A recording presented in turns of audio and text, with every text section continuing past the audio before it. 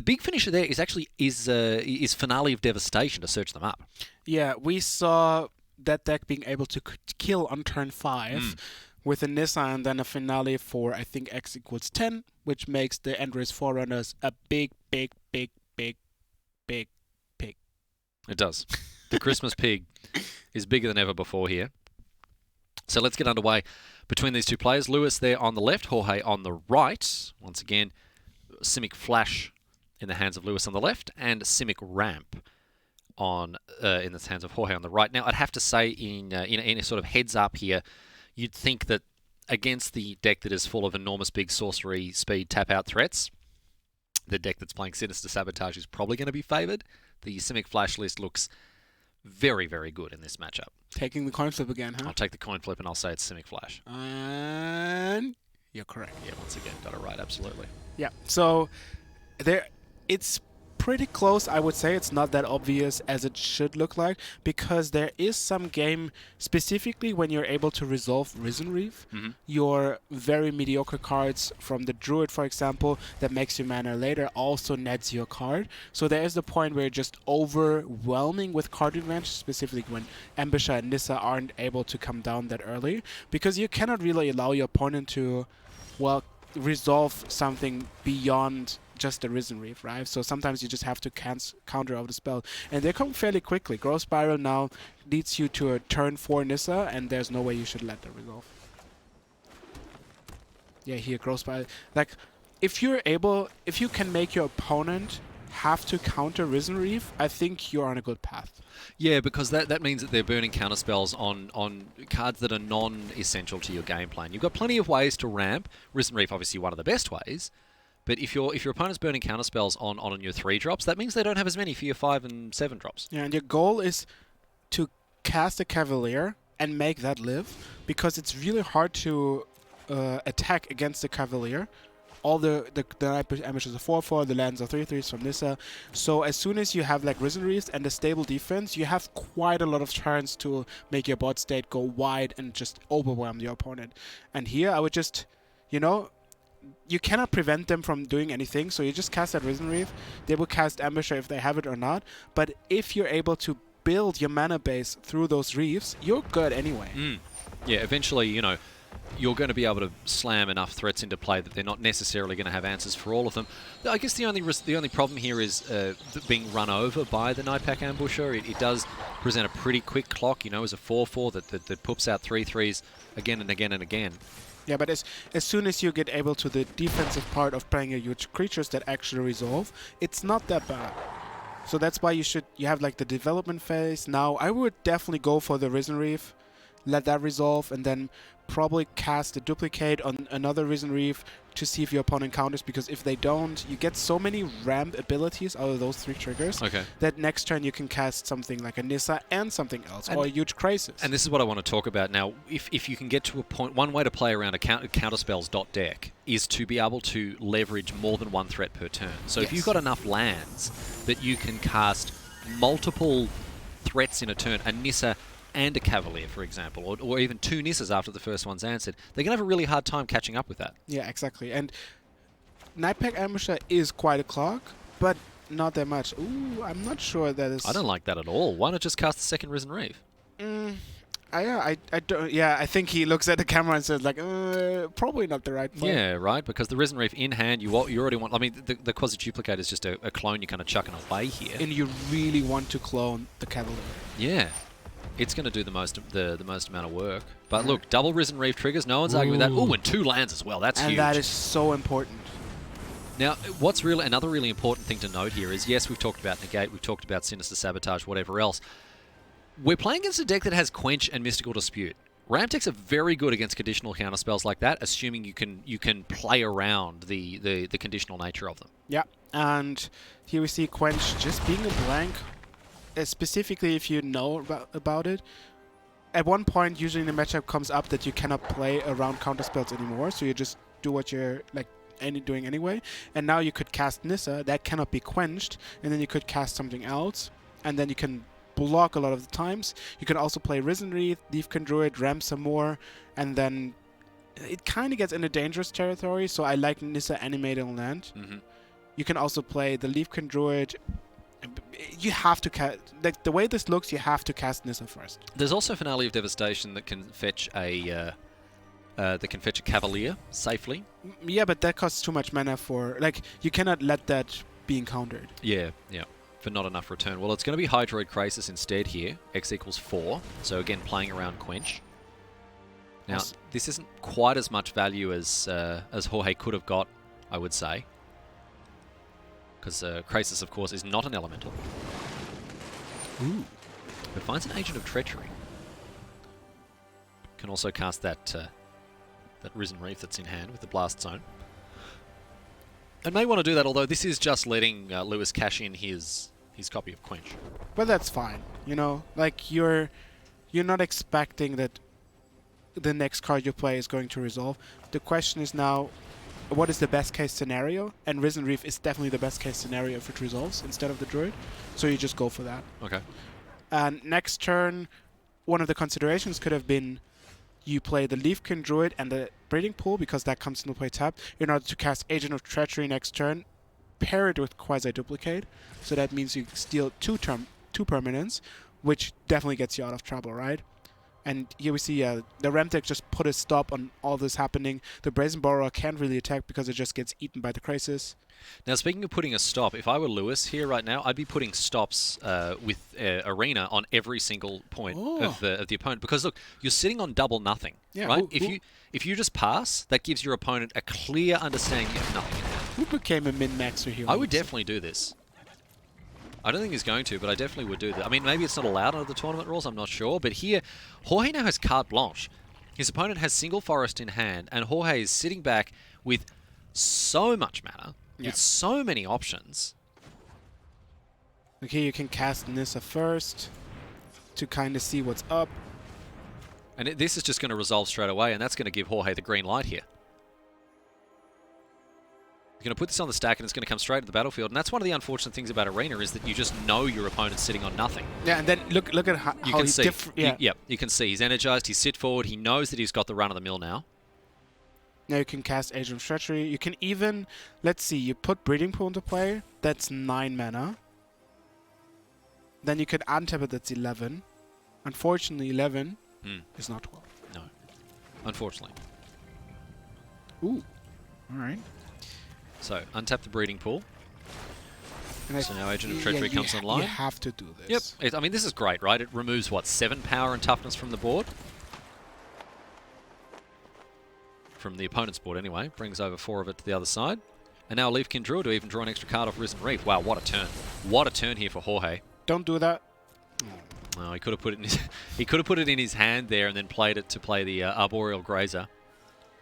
I mean, not that it matters much right now. Really, you're pretty safe. Yeah, it's looking pretty good here for Jorge. I actually, like, imagine there would be a Brazen Borrower, so you could bounce the Ambusher and play it again. And then maybe next turn, if you bounce something else, there could have been, like, a Construction of Lethal. So it's not over. We've seen in the last match what happens when you miss Lethal. Yeah. Okay, wait, does that work? No, it's not enough. All right, so these Wolves here, in addition to Nightpack Ambusher in hand, so they can be pumped up to 3 3s. But I don't know how much that changed the equation, to be honest. No, that equation is done. You just cast Finale. Yep. Here we're going to see a Finale for 10, perhaps go and get those big pigs. And can even duplicate the pigs as well. Yep. Yeah.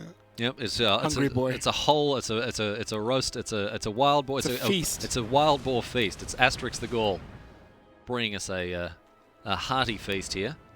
I love that movie. The comic books, do you mean?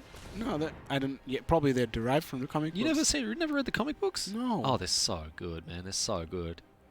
But the one where they have to go through like the challenges. The 12 Asterix and the 12 the 12 tasks of Asterix, I think it's called. I don't know, but one of them is eating, and he has to eat everything. Obelix would have done that one. Easy game. Yeah, he loved to eat. Like, why do they go after like the pre-food was served? Well, here's the Finale Devastation. X equals 10. All these creatures going to get +12/+12 thanks to the Finale and the End Race Forerunners. And Lewis has seen enough. Doesn't even need to see those Christmas pigs come out. That is that. So Jorge kind of stealing another game against a deck that we thought he would not be favoured against.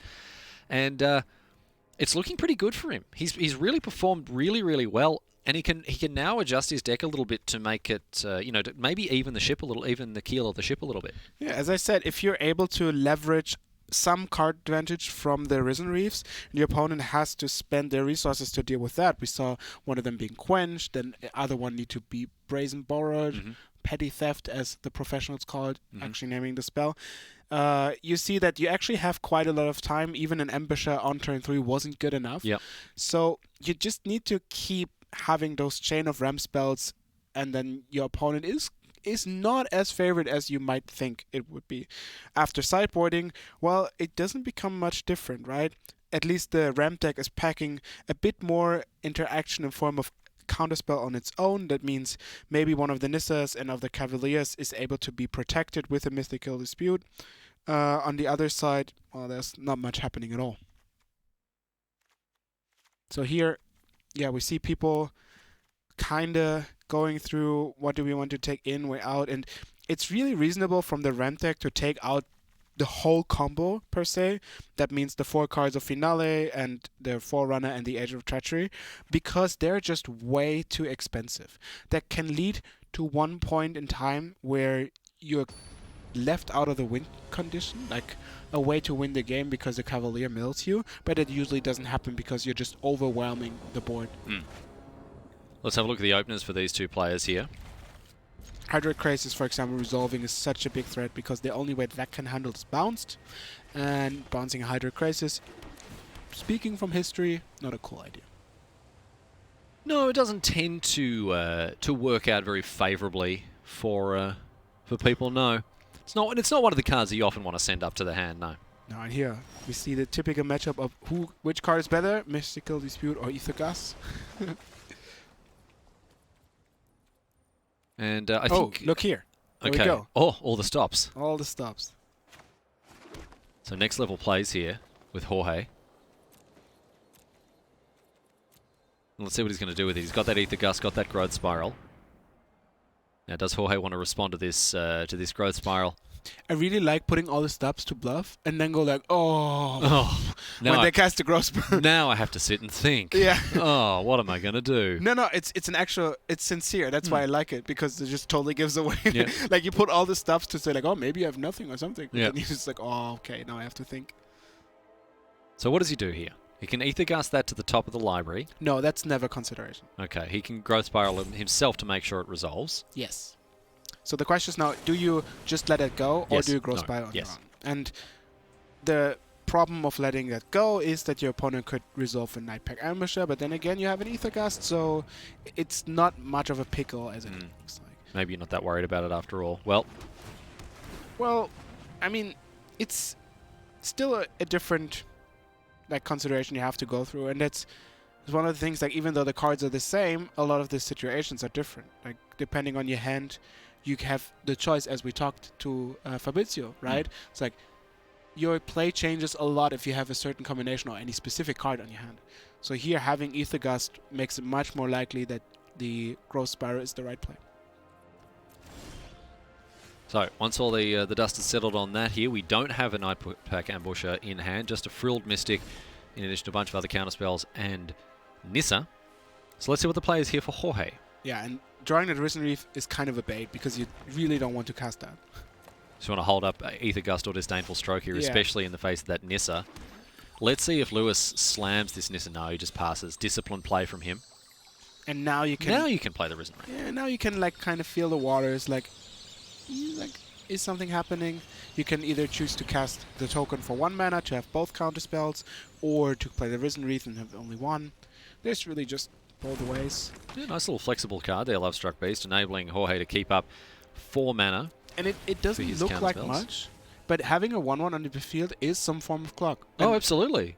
No, we've talked about this before. If you can just get a Tithe Take, if you can get a 1 mana, or sorry, a 1 power creature, 2 power creature, whatever it is, it means that you go from not your opponent having to do nothing to eventually having to do something. Exactly. It does at least a little bit put the action onto your opponent. And here comes this typical thinking spot about I could cast Nissa, I even have a protection of 1 counterspell, but what if my opponent has 2 counterspells? Is that maybe dangerous? And it's like, oh, it probably is. I have a good enough hand to maybe wait a few more turns. Question is, who's winning a game of chicken? The ramp deck or the flash deck? No, it's hard to It's assess. hard. Yeah, it's really hard here. It's hard to say who's ahead because at the moment Jorge is not hitting land drops and that's punishing him. But also Lewis is the one who is under a little bit of pressure. But he's found a Night Pack Ambusher. That does change things a little bit. That is big. Because that can be played now at any time if Jorge taps out at any point. And it's also being able to protect it twice. Yeah, with double Mystical Dispute. So in comes the human once again, across for 1. Yeah, and I think that's one of the major turns now, because that will try to get Disdainful Stroke. Then you will hit a counterspell. Then you dispute that. Then there's Ether Gust. Then you dispute that. And then you're very happy because you have an Ambusher and a Nissa. And you've stripped your opponent's hand of counterspell. It's kind of counting how many counterspells does your opponent is able to play. And if the answer is one more than you think, you're screwed. So here's the Ether Gust. And that is beautiful. The way you do it as this is if your opponent happens to counterspell the Ether Gust, your spell that will resolve is a Disdainful Stroke. Yes. And that's much better than your opponent drawing the card again. Rather than leading with your best counterspell, yeah. And I also love the opponent from his decision from his opponent here, Lewis, that letting that resolve doesn't cost you very much. It actually makes you have more mana in the return. Yeah. So you just say, okay. Sure, you got it. Yep, I'll just draw it next turn, and we'll try again. In the meantime, this little 1/1 is getting in for another uncontested point of damage. But now it's Jorge who's drawn a Night Pack Ambusher. He's got 2 of them in the sideboard, and one of them's been brought out of storage. So, ends his turn. Here's the Night Pack Ambusher. And in response, an ambusher of his own. Interesting. See what the players here for him. He does have that Disdainful Stroke as well as another Ether Gust, but of course, Lewis at the moment sitting on 2 pieces of counter magic of his own. So he can win this fight. Yep. It's you have kind of the chance, like the choice which one you want to apply. Goes for Ether Gust again. So Ether Gust. I would be very surprised if something else happens than the same thing. Bit of deja vu here. And now Jorge is just, Lewis is gonna let that one happen. Let's do the Time Walk again. Yep. And here's a Night Pack Ambusher from Jorge. Oh, and that's interesting. Now this guarantees the resolution of Lewis's Night Pack Ambusher, should he so choose. Right, but that would mean that, let's say you play Ambusher and Ether Gust, then your opponent is completely tapped out, you can resolve a Cavalier, which is also big game. Yeah. So it's always a constant assessment of what can I allow my opponent to do, and is that like dealable? Yeah, am I going to be able to deal with it here? Well, the ambush is on the stack, and Lewis is taking his time thinking about it. He's going to hit the rope, in fact. He's taking so long. And it's going to be countered. Usually people have like the skill of magic of thinking multiple turns ahead. Yes. And the way Simic Flash shows that so beautifully is because even though you're thinking several steps ahead, usually those happen in the same turn, or at least in one turn cycle. So it's very obvious as a result what will happen, even though you have to think multiple spells deep. Yeah, it's one of the critical skills in Magic, really, is being able to balance several different decision trees at the same time, being able to think several turns ahead, several different, well, if they've got this, then, you know, what it's like a programming thing, right? If, then, else, whatever, that sort of thing. Yeah, decision tree is the very right word for it. And then when you have a complex game as Magic, where your opponent has access to, I would say, probably 5 to 10 different cards in every situation, and so do you, that tree gets massively big. Yeah. Well, here's Risen Reef. Jorge with just a single piece of counter magic in his hand in Disdainful Stroke. He knows about that opposing Night Pack Ambusher, but right now, Lewis is able to answer the Disdainful Stroke with a Mystical Dispute. Yeah, it's almost a dance, right? It's almost a dance. No, it is. That's exactly how I describe it. It's like you're trying this, you're trying that, and see what happens, and the way single cards are played just leads up to figuring out a little what your opponent is holding, what you can play. Looks like we're going to take the bait here. And Risen Reef is going to get Ether Gusted. So, does that mean my opponent doesn't have a counterspell anymore? Is that the last piece of interaction they have? Or maybe they still have that mystical dispute? Just too much to think about, mate. Just too much to think about. Well, that's why you're a commentator. That's why because I don't have to play these now. That's good. You just see the things that happen. Yeah. Yeah, exactly. I don't have to make the decisions. I just have to comment on them. It's great. Oh, what a mistake. I never would have made that. I definitely would have made it. No, you never would have made it because you're never in that situation. I never would have been in that situation to do it. Exactly right. Exactly right. Yeah. But now look, the full tap out here from Jorge playing Love Struck Beast. This gives an opening for Nissa to perhaps come down this turn. And yes, Lewis is going to take advantage of it. Yeah, and that's a bit of an unfortunate tapping now from the auto tap. Yeah, it is, because this means that Mystical Dispute can't be held up in addition to Nightpack Ambusher, whereas if both of those forests were up, it would have been able to be. Yeah, you could have just slammed that also if you wanted to. Maybe that's not the best situation. Well, as it is, this is in a bit... Also, animating a forest is just really annoying. Like, you could have kept 2 forests up and then maybe an island, or an island and animated an island. But Nissa now eats it and goes down to 1 after taking 5 damage. And let's see what Jorge wants to do with the rest of his turn. Yeah, kind of just slamming that Nissa without looking at what the auto tapper was going to do was a little difficult. Oh, it's the excitement. Yeah. So, ooh, I finally get to play this Nissa. Yeah. I get to play this powerful Planeswalker. It probably doesn't matter that much, but to be fair, we said that before today, and you know what happened? Go on. Well, the stuff that shouldn't have happened. So you said, okay, it's probably not going to change anything, and then it does. It does. 1 in 100, it does. And you know what? Do they say 1 in a million chances? It might just work. They happen 9 out of 10 times. 1 in a million chances happen 9 out of 10 times. Yes. Yeah. 1 in 100 chances, basically impossible. Yeah. Never happens. Never happens. Yeah. So Risen Reef now. Back on the stack. And not too much that Lewis can do about this one. He can cast that Mystical Dispute, although it's not going to do much here. I can also cast the Frilled Mystic because of that untapped forest, actually. So, could have prevented it from coming into play. So now a Breeding Pool goes to the hand here for Jorge. It's all about just untapping 1 more time. Then you can cast Ventress. Then you can cast Nightpack Ambusher, use the Ventress to find so many more spells, and just Nissa rides you to victory. Just 1 more untap without something dangerous happen, and that's why also the Reef is resolving. This Nightpack Ambusher is going to eat a Disdainful Stroke. That was potentially a fatal misstep here for Lewis, because now all of a sudden, this whole game has been revolving around the resolution of that Nightpack Ambusher, and now Jorge has found a way to deal with it. And of course, he also has to deal with this Nissa. Let's not forget that. But Lewis's hand is looking increasingly bad now as Jorge continues to pull ahead. That was a critical play there, and that was the wrong time to pull the trigger, it turns out, on that Nightpack Ambusher.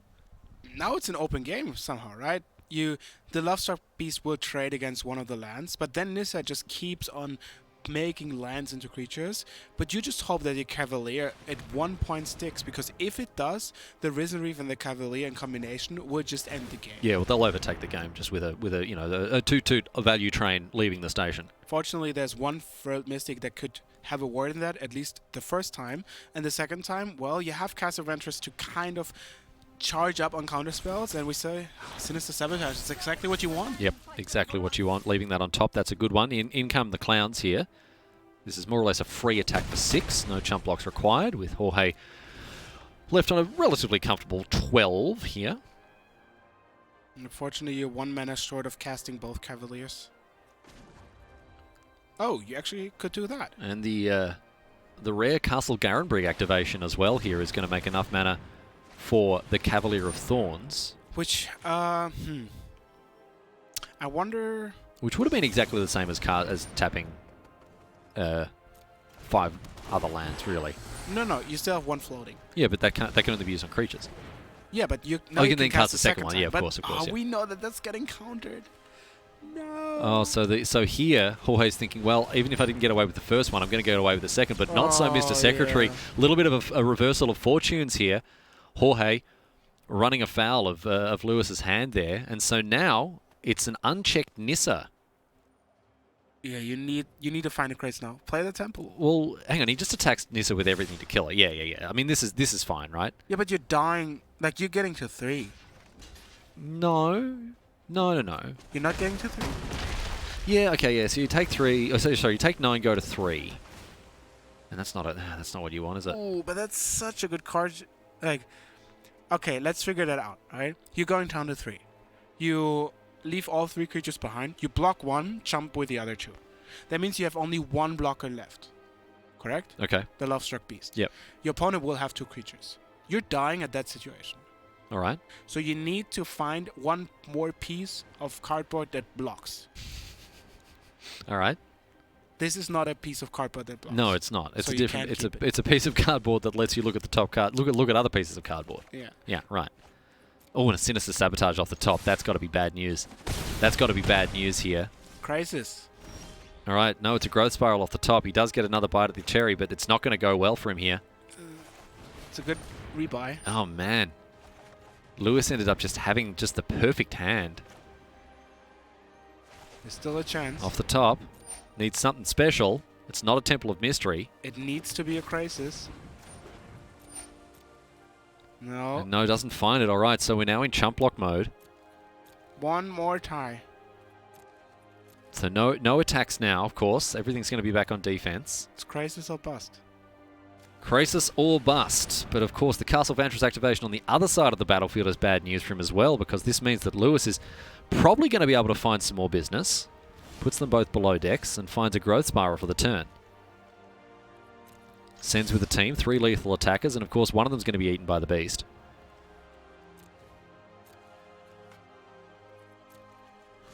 Block 1, 2, 3, not to die. Well-made blocks there. If you have a 1 time left, use it. Yep. If you've got one left for today, Jorge, now is the time, my friend. You want to hear one of my favorite stories? Sure, maybe you can tell us during sideboarding. This one's nearly over. It's looking very close to it, though. Here are the blocks. And now, bang, bang, bang, away they go. Let's see if Jorge can find something off the top. Huh, 1 time, finds a breeding pool. That's not going to do it. That is not going to do it. Puts all those stops in. Oh, look at it. He's just milking the clock. Well, it could be a Nightpack Ambusher, but then he doesn't know that there's a Sinister Sabotage. Yeah, there's a Sinister Sabotage. I mean, there's nothing that he could have here. It's a good try. It's a good try. It was a good attempt. An attempt was made. So Growth Spiral finds another Growth Spiral. The rich get richer. What a useless card. It's more And like now- a Growth Spiral. A Gross Spiral? Yeah, good one. You got him. Really, really got him there. All right. Back over to Lewis now, who all he needs to do is just keep hammering the space bar, and he's going to win this game of Magic. In they come. Spacebar make you attack all? Yes. Ooh. Spacebar. If you just hit it, if you hit enter, you'll do nothing. If you hit spacebar, you'll attack, and that is that. Game number 2 goes to Lewis. So we're going to a third and deciding game between these two players. And now, my friends, it's time for the long-awaited Toffel's favorite story. So that happened like 2 weeks ago at the Mythic Championship 7. Okay. I was in a room with Christian Hulk. Oh, sorry. Hang on. Do you want me to just pick up the name you dropped there? I can go and get that for you. Go ahead. Are you actually standing up? I'll pick it up for you. It's fine. Keep telling the story. So I was talking to him. It was a fairly important tournament for him because it was MPL on the line, right? So he was saying that I think for this tournament I might use my 1 time. Yeah. And I was like, what do you mean? It's Yeah. like, my 1 time. Yeah. You got like 1 time. It's like, you have a 1 time every tournament. Yeah. And he's like, I thought you have 1 per life. No, you don't have 1 per life. You get 1 per tournament. You get one for each tournament.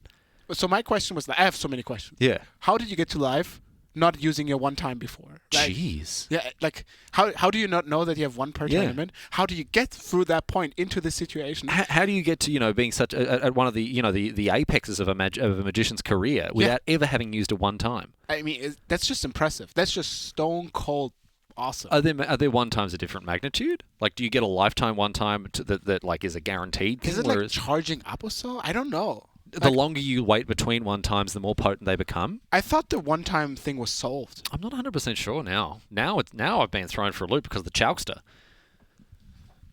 Chalk Norris, as I heard him call himself. Beautiful. Like it's bloody 2003 in the Badlands outside Ogrimmar. He's a very heavy World of Warcraft player. Do you know that? Oh, is he really? Yeah. Is he a big WoW head? Yeah. A bunch of my nerdy mates started playing WoW Classic when it came out, but I didn't partake. I think he also did. But he played a lot in his youth, I think. Chalk? Yeah. Yeah. Nerd. What a nerd. Powerful nerd. You're a nerd, Christian. He's a powerful nerd. Yeah. He's a good dude as well. Do you see that that deafening clarion of his? Oh, that was beautiful. If you're fans of Magic, my friends, jump on his Twitter @Chalkster and go and have a look at the deafening clarion that he put out because it was just magical. Anyway, we've got a game of Magic on our screens to worry about now. Leafkin drew the play for Jorge, opening the account with that, and his hand looks pretty decent. That shifting Triceratops certainly is threatening to do some work. Yeah, unfortunately, those poopy temples coming to play tap, ruining all the evening. But then again, if you find a land, yeah, you can just kind of buy back that thing, that summoning sickness, by using the forest later. To give haste, so yeah, it doesn't really matter too much other way. So if this Risen Reef can find a land, well, it might be counted here. I think Lewis is going to snap off that mystical dispute. Yes, indeed. But then again, you're fine if your opponent uses hard counter spells, and at that point, the dispute is still a hard counter spell, and it will be for a long time. On your Risen Reef, you're fine. Look at that hand. Like, all of those cards want to be countered. Yeah. Well, that wants to be countered, but it just... Yep, obviously, as we've said before, yeah, uncounterable spells. And that's really, like, problematic because that is not interactable in any form.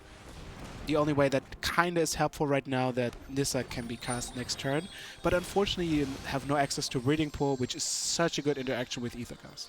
But Aethergust can put this onto the top of the library, right? Right. Yes. So it's even though it's not being counted, it is still being interacted with on the stack by this Aethergust here. Yeah, but that means it comes next turn. Yeah, and it's still going to be given haste, and yeah, you're buying yourself a turn. Well, Nissa is like the way that the token, like the lands become 3/3s, works so favorable against 5-power creatures, because then she can take one hit. Yep. Because of going to 6. Yep. Falling to 1, and then both lands are able to deal with the situation. Without Nissa having died, yeah, that's very important. But on the other hand, because activating an island instead of a breeding pool, lets your opponent know you cannot possibly counter that Nissa right now. So you could just use your Nissa, then activate a Temple of Mystery, and then block with that, letting Nissa fall down to 3, and then use your Nissa, which is much, much better than your opponent's Nissa. Just because your deck works much better on an expensive spell. Yes, yeah. The Nissa has more of an upside in the ramp list for sure, because it can power out those enormous big threats. Well, here's Nissa's on both sides now. And one thing that might actually happen is that we get to see a recycled Nissa, right? So Nissa animating on land, and then casting a second Nissa to animate a second land, so just to get ahead on board. Just to get rid of Nissa. Yeah, on the other side of the battlefield. Yeah. Yeah. So can you technically do that? You float 2, you animate a forest. Yeah, you can do that. So Temple of Mystery trades with an island here. And I think that's actually what you have to do. It looks like that might be what's happening here. Yeah. Yep. And this guarantees the removal of the other Nissa here. So sacrificing one of your Nissas in order to kill the other one. It's like in the old Geist of St. Traft days. Yes. Yeah. The best removal spell for Geist of St. Traft used to be Geist of St. Traft before they changed the rules. And now with 2 lands activated here, the Nissa on the bottom of the screen here, Jorge's Nissa is going to go down in flames. Yeah, and you also have the negate backup. You have 2 lands that can block the shifting Ceratops. Yeah, it's looking pretty good for Lewis here. Yep. So shifting Ceratops can come down and even be given haste, but it's no good. I mean, protection from blue, the island can still block it. It's not a blue card, it's a colorless 3/3. Yeah. It can't get haste right now because there's only 4 mana. But it's still, even haste. Oh, of course, because one of the lands died. Yeah, right, excuse me. Yeah, now just Nissa gets out of control. Yeah, Nissa's going to take over this game in short order here. Even with the shifting Ceratops, Lewis can still do something to advance his game plan. You could technically find the Aethergust. Don't think there's any reason to fire. Yeah, I suppose so. It is a pretty huge clock. I'll find some Frilled Mystic instead. So the Ceratops comes down, but Nissa is now in a position to take over this game. Ticking upstairs, continuing to just spew out 3/3s. And at one point you can't even afford to let your shifting Ceratops attack, because that means it would die, and dying means, well, much hurt and pain. Like, all those lands are able to attack, and that's not what you want. So you kind of have to wait, but then again, Nissa is threatening an ultimate next turn. Oh, this sucks so much. Like the turn after. This sucks so much, mate. A Hydroid Crisis for one card and 1 life. X equals 2. It's going to get counted anyway. So no 2/2 flyer. We'll still draw a card, however. It's a growth spiral. But we're just going to get to a point where Nissa Ultimate's going to end this game. Nightpack Ambusher off the top as well. Yeah, Jorge accepts the fate. Yeah. He's had a great run, and he's really turned the tables on some matchups that he had no business winning. And now attacks with all. Happy to sacrifice a land at the altar of the shifting Ceratops just to push through 12 damage. Doesn't even need to ultimate that Nissa. Could just attempt to win next turn. Nightpack Ambusher as well here to seal the deal, and Jorge has just not found that. You can see the rueful shake of the head from him there. He knows he's been hardly done by here with the draw that he's had. But I tell you what, he's put up a mighty battle. And after having dispatched Simic Flash in the last round, he's had a tough time of things here with this one. Yeah, you just try to count. Is there any possible way? What if my opponent has only lands while not playing anything? Maybe they have all growth barrels. Like, you're just trying to hold on for dear life. It's like, maybe. Hits the rope. Fires up a growth spiral. I don't know what kind of miracle he's hoping for off the top here. Finds a breeding pool. Breeding pool doesn't do it. Leafkin Druid doesn't do it. On 6 life, just animate that Castle Vantris and attack. I mean, that's not even including the Nightpack Ambusher. And you're just all creatures. Like, yeah, no lands. The no land victory. The all transfer. No, you still have lands, but you transformed all of them. So this is X equals 0. Going out in style. I love this. Shocks himself, plays a Hydroid Crisis for 0, and that is the ball game. Congratulations to Lewis here, who continues his onslaught of this tournament. And Jorge, well, what a competitor he's been, but unfortunately, for fans of this little Christmas elf, it's time for him to get back to Santa's workshop and get ready for jolly old St. Nick's romp around the world next week. Or no, not even next week. It's in like 3 days. Ugh, bah humbug. I hate Christmas. Anyway, congratulations to Lewis there with his Simic Flash deck. He's done exceptionally well. What a performance he's put on. Yep. That's not really what we expected, but then again, it's fairly even matchup, I would say. It's very interesting. You need to apply your counter spells at the right moment in time. It's not as easy as just countering everything, because they have more threats than you have answers. Mm-hmm. So if that lines up, they usually when you counter the first Risen Reef, it's usually a bad sign. Yeah. Well, that's the way that it goes there, my friends. We've got another Simic Flash deck doing pretty well. Another one, of course, in the hands of Fabrizio and Terry. And I think he at the moment is undefeated. Yep. So he's doing very well for himself as well. So this deck looks to be the real deal for this weekend. Definitely. If you play that right and you're not very unlucky, you have a shot of winning it all. Yeah, for sure. And the other decks that we've got to contend with, of course, we've still got Jund Sacrifice up in the mix. There is 2 versions of this. Oh, so no, excuse me. We've dispensed one of these. And, of course, the other deck, yes, as you say, Jesco Fires. Now, out of these ones, it'll be interesting to see which ones sort of rise to the top. But let's have a quick trip down memory lane now and remind ourselves some of the highlights of the last match that we've just seen here. Of course, we opened up with Jorge pretty cruisy, pretty relaxed, kicking off things with the Risen Reef and ultimately setting up his mana very nicely so the counterspells didn't do a huge amount in the hands of Lewis there. And even with this slight misstep with the quasi-duplicate, oops, as he looks at the camera there, and yep, kind of stuffed that one up, but ultimately it didn't matter as he built out an enormous board. The Nightpack Ambusher putting on a lot of pressure, but that reverser was very, very swift. Nissa, Agent of Treachery, all sorts of stuff going on here, and that finale of Devastation. X equals 10, and this was an attack for, we haven't invented numbers that even go this high there, so that's the end of Lewis in game number 1. Game number 2, very different story here. The Simic Flash player was able to leverage counter magic pretty effectively until that Nightpack Ambusher was disdainfully struck away, but then a misstep, a stumble from Jorge there meant that Lewis was able to weaponize his superior hand on a much better level, leaving Jorge with stone cold nothing facing off against that sinister sabotage. And we rounded out these games here with, one of the best possible end games for either of these decks, an active, unanswered Nissa, and even with a shifting Ceratops, it wasn't enough. And then we see Jorge going out on his own terms. Hydroid Krasis for 0. What a power move. Off he goes. It's been a pleasure to have him, but it's also been a pleasure to have this bloke who joins us now in the studio. We've got Lewis